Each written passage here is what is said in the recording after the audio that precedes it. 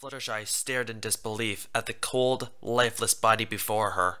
He had died some time in the night and was already beginning to stiffen.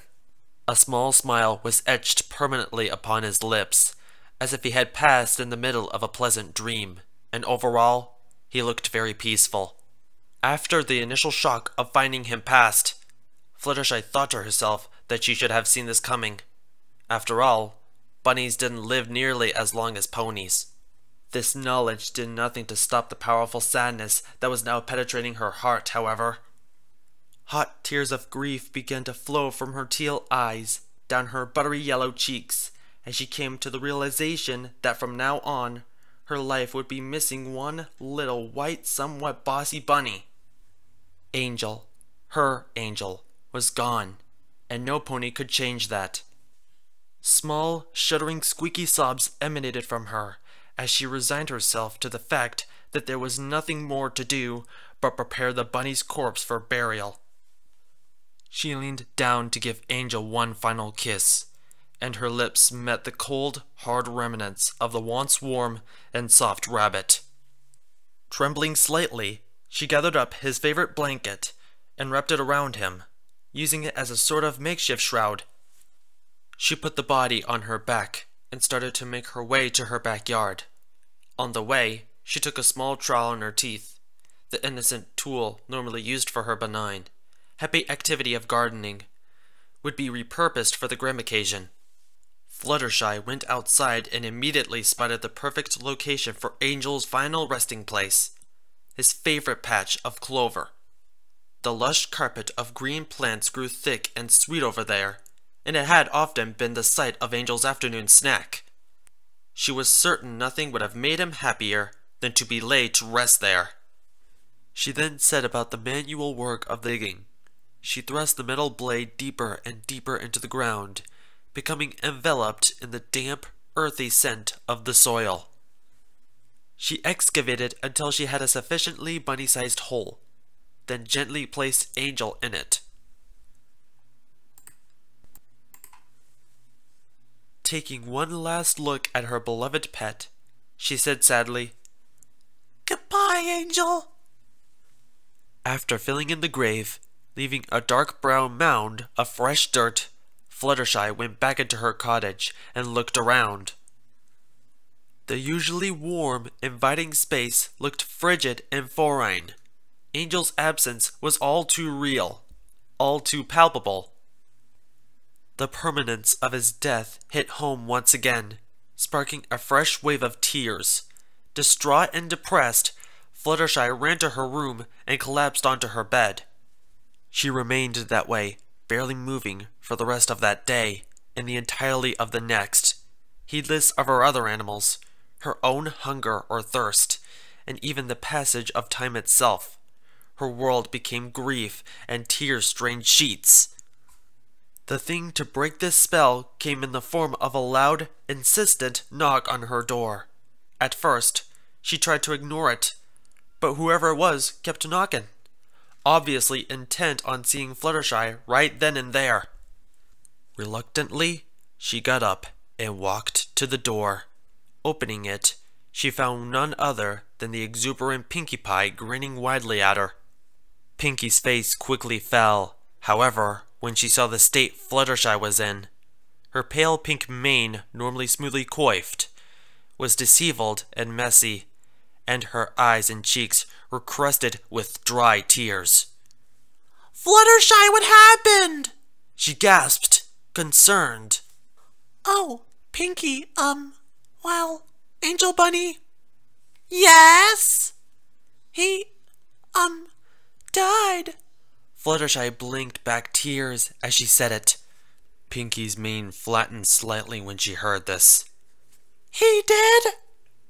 Fluttershy nodded. Pinkie Pie started to tear up at this confirmation and pulled her friend into a tight hug. "Oh, Fluttershy," she said. "That's just super sad. Are your other animals okay?" This question awakened Fluttershy's memory.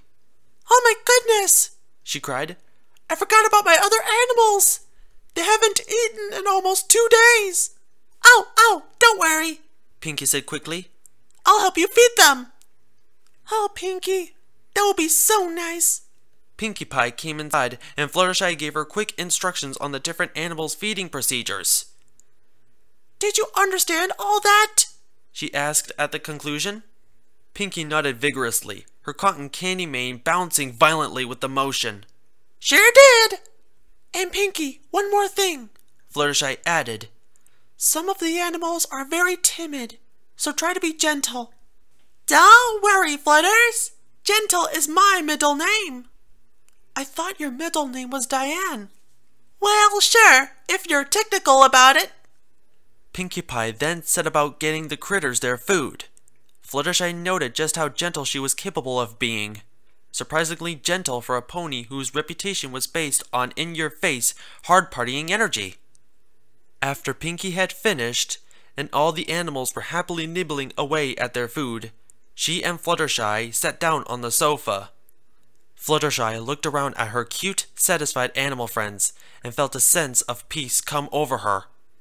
The two ponies sat in silence for a few moments, both smiling at the sight of the animals.